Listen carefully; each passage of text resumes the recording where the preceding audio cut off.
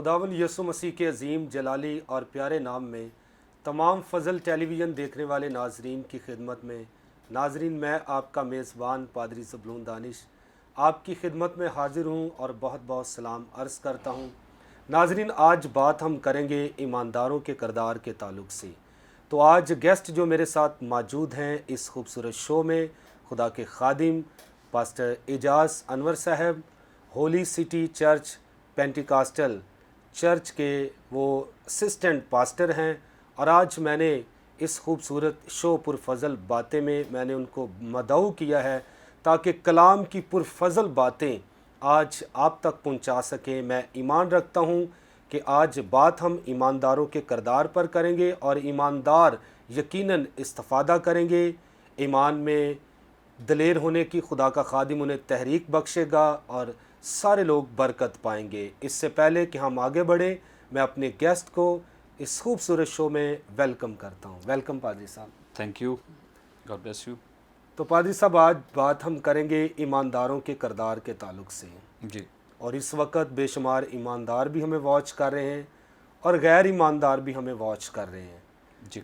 तो first of all, आप ईमानदारों के ताल्लुक़ से बाइबल के मुताबिक क्या कोई रेफरेंस देंगे, मिसाल देंगे, या किसी करैक्टर के बारे में आप बात करना चाहते हैं? ज़रूर हमारे नाजरीन को बताएं। ब्रदर, बाइबल मुक़द्दस में ईमानदारों के किरदार के ताल्लुक़ से मिसालें बहुत भरी पड़ी हैं, बेशक, और हम बहुत सारी आयात भी जो है वो बाइबल मुक़द्दस में से देखते हैं यस, जो कि ईमानदार के किरदार को वाज़े करती हैं।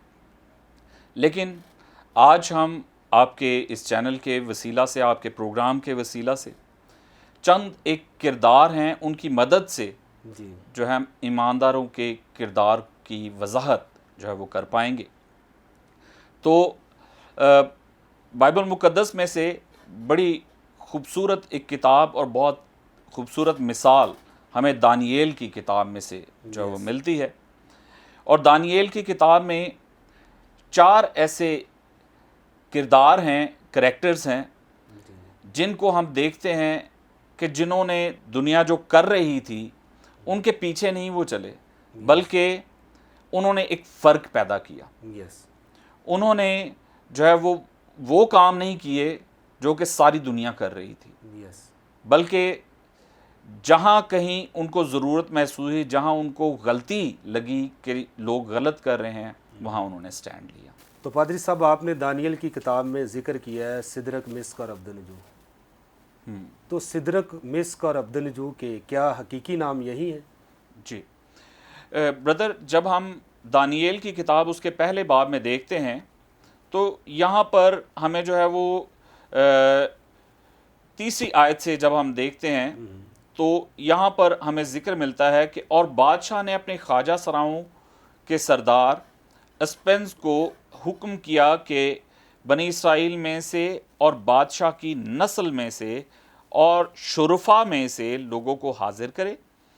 वो बेऐब जवान बल्कि खूबसूरत और हिकमत में माहिर और हर तरह से दानिश्वर और साहिब इल्म हूँ, जिनमें ये लियाकत हो कि शाही कसर में, शाही कसर का मतलब है शाही महल, कसर का मतलब होता है महल, खड़े रहें और उनको कसदियों के इल्म, कसदियों का मतलब जो है वो है बाबुल के रहने वाले लोग, और वो लोग जो आतिश की पूजा करते और ज्योतिषी हैं, उनको जो है वो कसदी जो है वो कहा जाता है।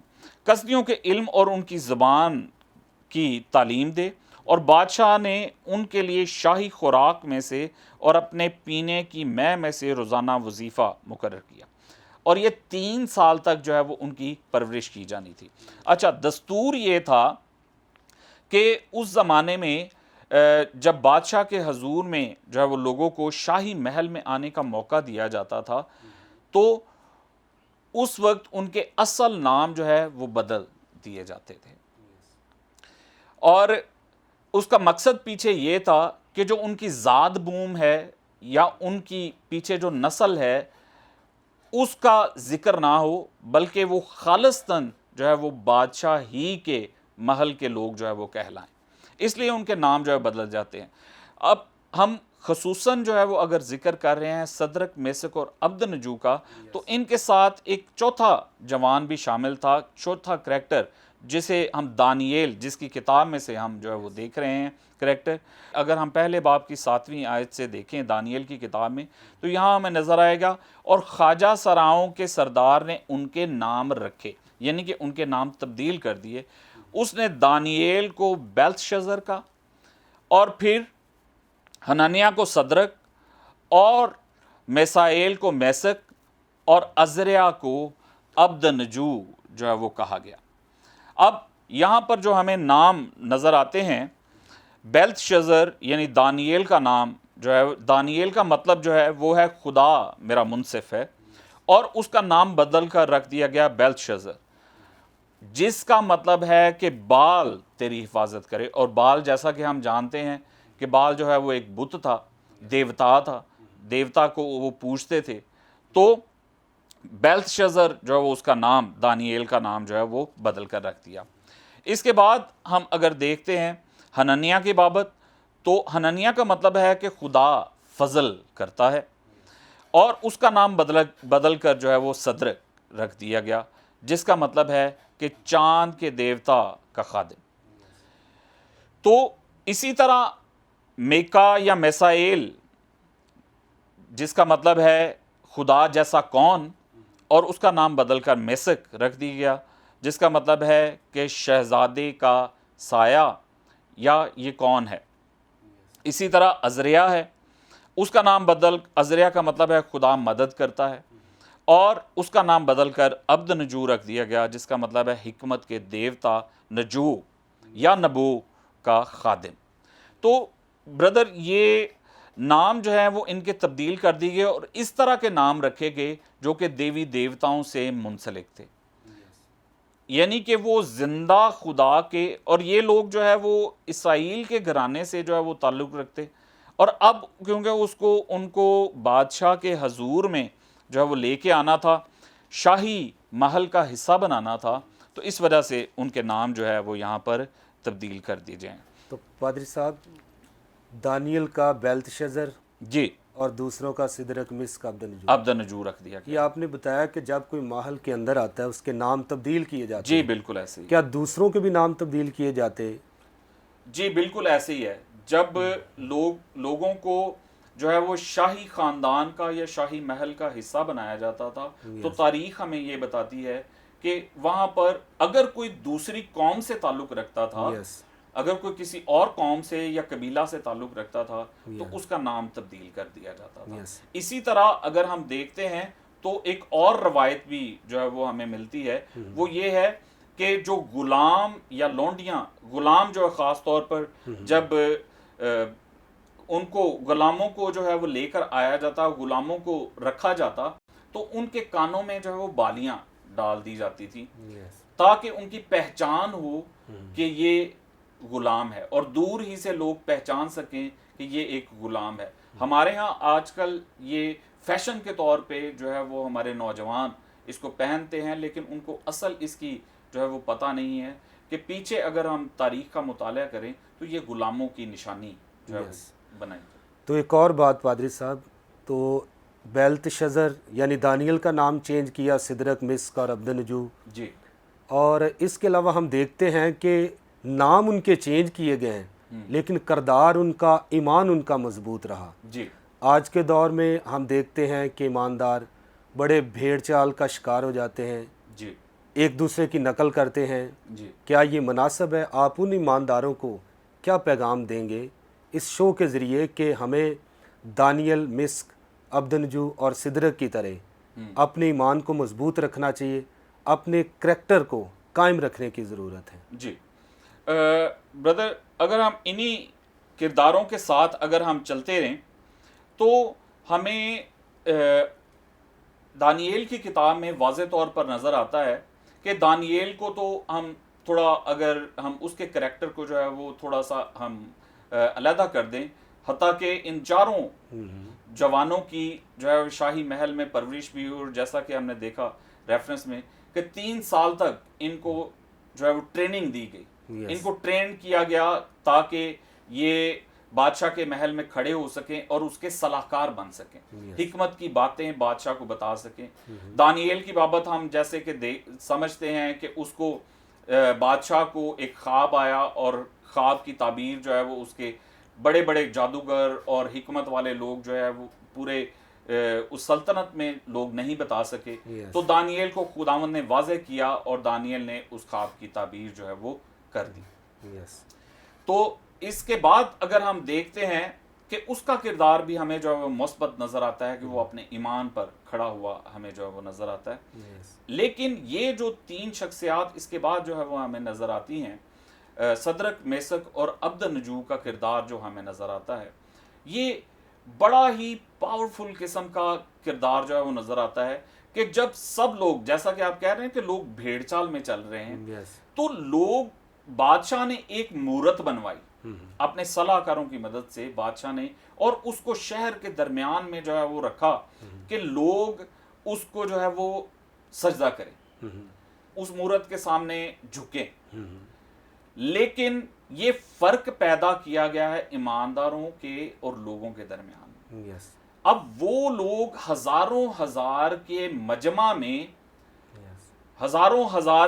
میں ایک ڈیفرنس جو ہے وہ پیدا کرتے ہیں اور ایک سٹینڈ لیتے ہیں. ٹھیک ہے, وہاں پر ان کے ایمان کی آزمائش جو ہے وہ ہوتی ہے. وہاں پر ان کے ایمان کا جو ہے وہ ایک سٹینڈرڈ جو ہے وہ آپ کو نظر آتا ہے کہ ہزاروں لوگوں نے اپنے ایمان کا سودا کیا, چاہے وہ خدا کو ماننے والے تھے یا نہیں تھے. انہوں نے اس مورت کو بادشاہ کے ڈر سے, اس کے اختیار سے اپنے آپ کو جو ہے وہ جھکا دیا, کمپرومائز کر لیا. یہاں پر آج کل کے دور میں ہمارے بہت سارے بلیور, ہمارے بہت سارے ایماندار جو ہیں, بہت ساری باتوں میں کمپرومائز کر لیتے ہیں اور بھیڑ چال میں چلنا شروع کر دیتے ہیں کہ لوگ, یار سارے لوگ ایہو ہی کرن ڈے نے, اسی بھی کر لیں گے تو کی ہو جائے گا. ٹھیک ہے, آپ ایماندار ہیں, آپ فرق پیدا کریں, آپ تفریق پیدا کریں, آپ ان سے فرق ہیں. جب آپ لفظ استعمال کرتے ہیں ایماندار, تو اس کا مطلب ہے ایمان سے بھرے ہوئے. ایمان آپ کے اندر. پادری صاحب تھینک یو ویری مچ. ہم یہاں سے کنٹینیو کریں گے. تو ناظرین, آپ بڑی خوبصورت باتیں سن رہے ہیں خدا کے خادم سے. تو یہاں پر وقت ہوا چاہتا ہے ایک بریک کا, لیں گے ایک شارٹ بریک اور ملتے ہیں بریک کے بعد.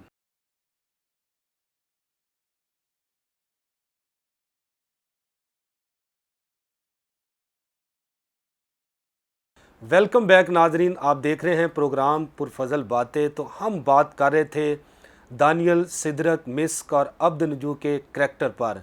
تو پادری صاحب بڑی خوبصورت باتیں کلام خدا میں سے آپ تک پہنچا رہے تھے. تو پادری صاحب وہیں سے ہم کنٹینیو کریں گے. تو آپ کہہ رہے ہیں کہ لوگ حقیقت میں بھیڑ چال کا شکار ہو جاتے ہیں, اور دانیل, صدرک, مسک اور عبدنجو اپنے ایمان پر قائم رہے, یعنی اپنے ایمان سے منحرف نہیں ہوئے. تو میں چاہتا ہوں کہ یہاں سے کنٹینیو کرتے ہوئے ان لوگوں تک بھی یہ پیغام پہنچائیں کہ جو اپنے ایمان سے ٹیڑھے ہو جاتے ہیں, یعنی منحرف ہو جاتے ہیں. آپ ان کو بھی ساتھ کیا میسیج دیں گے؟ بردر, ہمارے ہاں اکثر اوقات, خاص طور پر ایک مثال میں دیتا ہوں کہ شادی بیاہ کے موقع پر اکثر بہت ساری ایسی قباحتیں ہیں جو کہ مسیحیوں کو یا ایمانداروں کو واجب نہیں ہے. جیسا کہ ہم جانتے ہیں کہ ہمارے معاشرے میں ہمارا اپنا کوئی کلچر جو ہے وہ نہیں ہے. ہم نے دوسرے مذاہب سے اور دوسرے معاشروں سے جو ہے کلچر لیا ہے, اڈاپٹ کیا ہے, لیکن ہم انہی کی طرح جو ہے وہ چلنا چاہتے ہیں. بہت سارے رسم و رواج ہمارے اس طرح کے ہیں, ہم سب کا ذکر نہیں کرتے, لیکن پھر بھی ہمارے ہاں ایک بڑا ٹرینڈ ہے آج کل کہ لوگ مغربی طور پر بھی شادیاں کرنا چاہتے ہیں, اور پھر کچھ ہندوانہ رسومات ہیں جو ہم نے اڈاپٹ کی ہیں, ان کو بھی ہم جو ہے وہ اپنے ایمان کا یا اپنی شادیوں کا, اپنے پروگرامز کا حصہ جو ہے وہ بنا لیتے ہیں. اگر ہم بہت سارے ایسے ایماندار ہیں جو کلام مقدس کے مطابق بھی لے کر جو ہے وہ چلتے ہیں اور ان کو موڈیفائی کر لیتے ہیں. اگر رسومات کو آپ جو ہے وہ کلام کے مطابق یا پاکیزگی کے ساتھ لے کر چلیں جن میں کوئی برائی کا بدی کا عنصر نہ رہے تب تو مناسب ہے. لیکن لوگ جو ہے وہ بہت ساری بدی یا برائی کے تاثیروں کے ساتھ ان میں عنصر وہ ڈال دیتے ہیں جس میں بہت سارے ناچ رنگ کے پروگرام اور اس طرح کی چیزیں ہیں. وہ اس طرح کہ جس طرح ہم ذکر کر رہے تھے نا کہ لوگ بھیڑ چال کا شکار ہوتے ہیں کہ جی سارے لوگ کی ہے کرن ڈے نے اسی بھی یہ کرن ڈے ہیں کی برائی ہے جی کوئی تھوڑی جے. اور لوگ پھر اس پہ کلام کے حوالوں کو ناجائز طور پر استعمال بھی کرتے ہیں کہ جی لکھا ہے کہ جی خوش ہونے والوں کے ساتھ خوش ہو. وہ ہرگز یہ مطلب نہیں ہے کہ خوش ہونے والوں کے خوش ہو.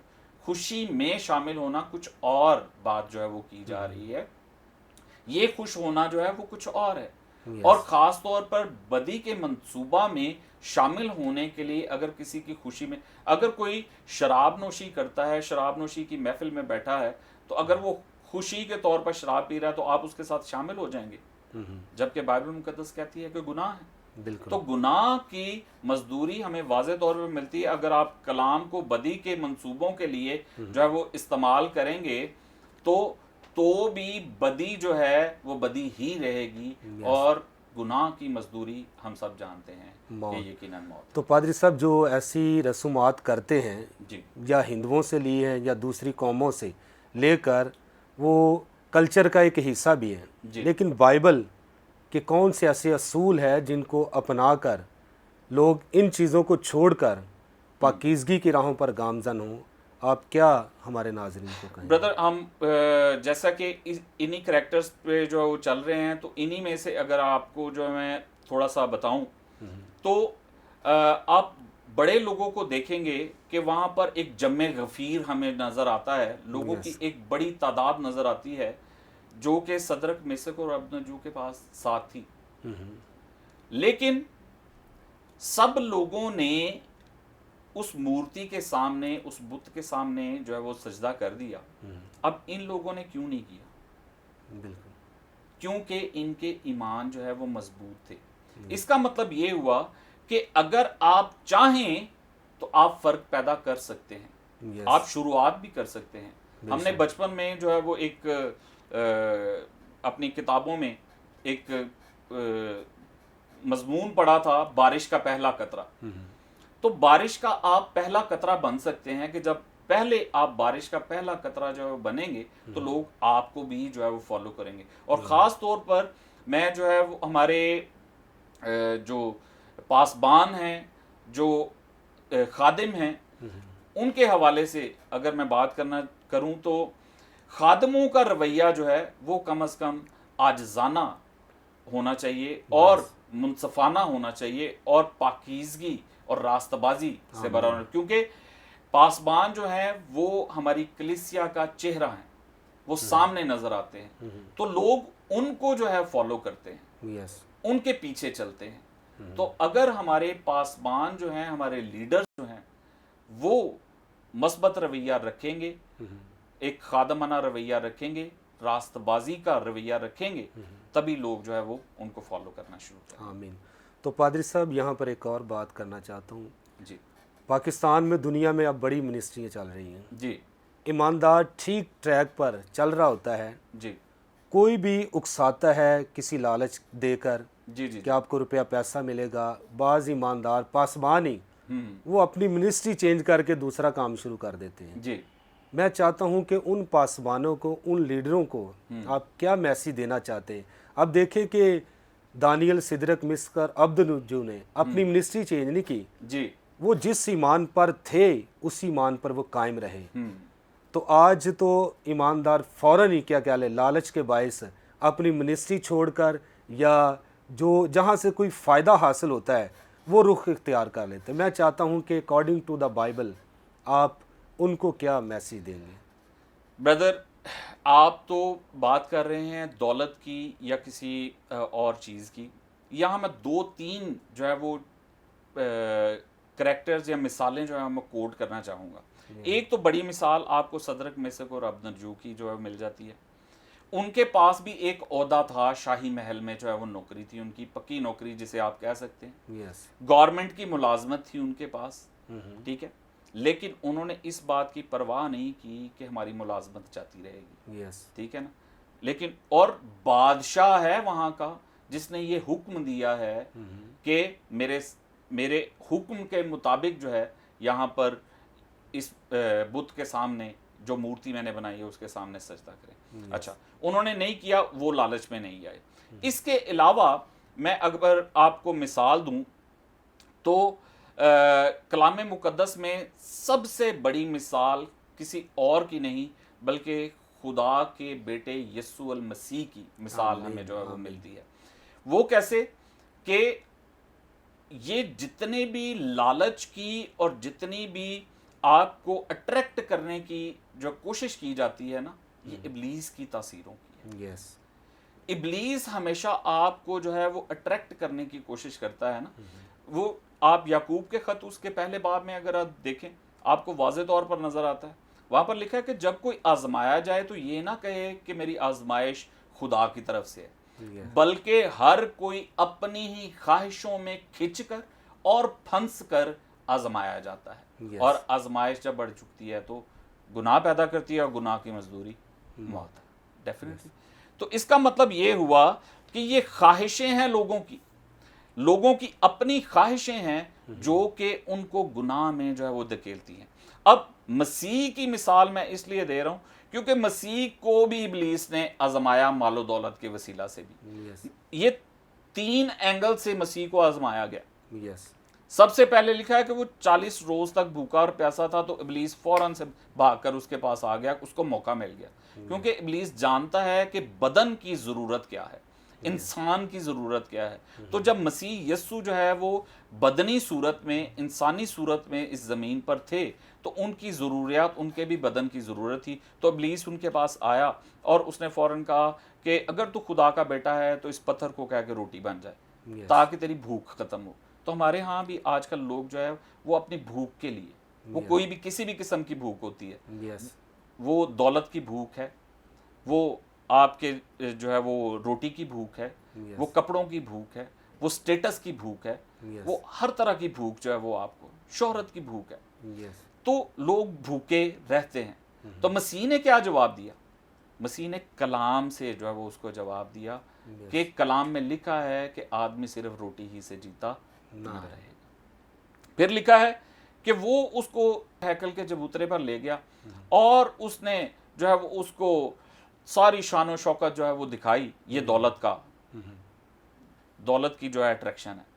اس کو دولت کی اٹریکشن دی کہ لالچ دیا، دولت کا لالچ دیا کہ یہ سب کچھ میں تجھے دے دوں گا، فقط تو میرے حضور میں سجدہ کر دے.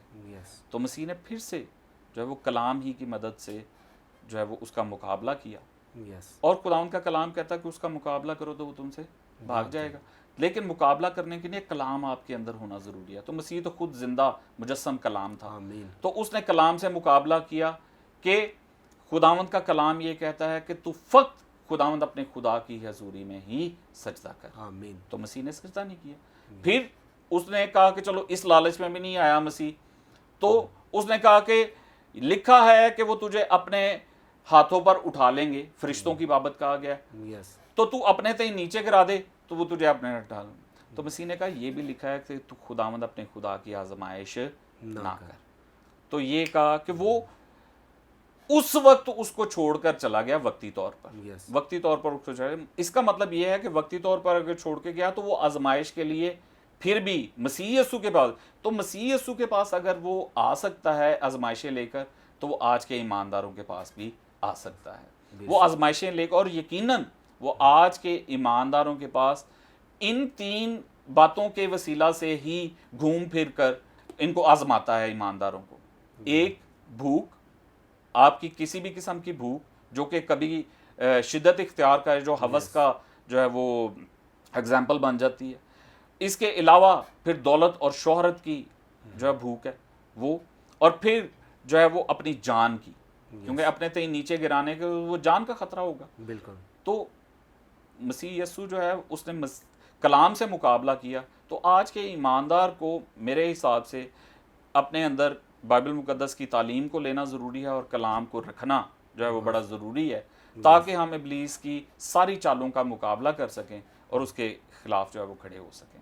تو پادری صاحب لاسٹ پہ ایک اور کویسچن میں کرنا چاہتا ہوں کہ ہمارے ملک میں اگر کوئی غلط تعلیمات جنم لیتی ہیں، ایک ایماندار ہوتے ہوئے کیا ہمیں خاموش رہنا چاہیے یا اس پہ سٹینڈ لینا چاہیے اس کی روک تھام کے لیے؟ اس تعلق سے آپ کیا کہیں گے؟ بردر، ہمارے ہاں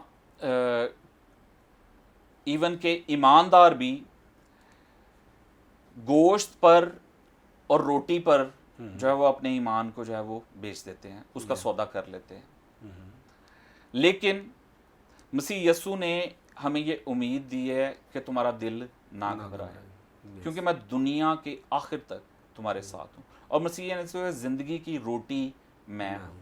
بے شک۔ ٹھیک ہے، تو مسیح جب زندگی کی روٹی ہے اور وہ ہماری ابدی پیاس بھی بجھاتا ہے، تو ہم مسیح یسوع کو اپنے اندر جو ہے وہ لینے والے ہوں۔ اور جیسا کہ ہم نے صدرک، میثق اور عبدنجو کو دیکھا کہ وہ اپنے ایمان پر کھڑے رہے اور انہوں نے کسی چیز کی پرواہ جو ہے وہ نہیں کی۔ ٹھیک ہے، انہوں نے کسی چیز کی، کسی آزمائش کی پرواہ نہیں کی، اور اپنے ایمان پر، اپنے بنیادی ایمان پر جو کہ خدا پر تھا، اور خدا نے نہ صرف ان کو بچایا، نہ صرف ان کو آگ کی بھٹی میں سے بچایا، بلکہ ان کو پھر سے سرفراز بھی کیا۔ اور آپ دانیل کی کتاب میں سے دیکھیں تو وہاں ہمیں واضح طور پر نظر آیا گیا کہ بادشاہ نے اعلان کروا دیا کہ صدرک، میثق اور عبدنجو کا خدا زندہ خدا ہے، اور اب سے اسی کی جو ہے وہ تعظیم کی جائے۔ تو خداوند ہمارا خدا زندہ خدا ہے، ہم اس پر بھروسہ رکھنے والے ہوں، تو خداوند کا کلام ہمیں بتاتا ہے کہ وہ وقت پر ہمیں سرفراز کرنا چاہتا ہے۔ تھینک یو ویری مچ پادری صاحب۔ تو ناظرین، آج بڑی خوبصورت باتیں آپ نے خدا کے خادم سے سنی ہیں، اور بڑی خوبصورت گوائیاں بائبل میں سے صدرک، میثق، عبدنجو اور دانیل کے تعلق سے۔ اور ہم دیکھتے ہیں صدرک، میثق اور عبدنجو کو آگ کی بھٹی میں ڈال دینے کا اعلان بھی کیا گیا اور ڈال بھی دیا گیا، لیکن وہ آگ کی بھٹی میں چلے گئے، لیکن وہ اپنے ایمان سے منحرف نہیں ہوئے، اور صدرک، میثق اور عبدنجو کا خدا پھر بھی مبارک ہے۔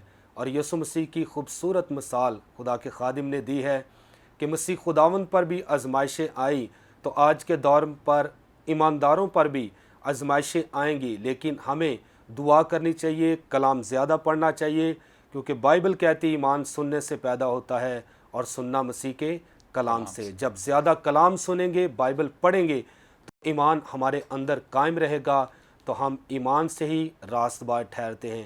اس لیے ایمان کے ساتھ زندگی بسر کیجئے۔ خداوند یسوع جلد آنے والا ہے، ہمیں اپنے کردار پر غور کرنے کی ضرورت ہے، اپنے کردار کو مسیح میں مضبوط کرنے کی ضرورت ہے، تو خداوند ہمیں برکت دے گا۔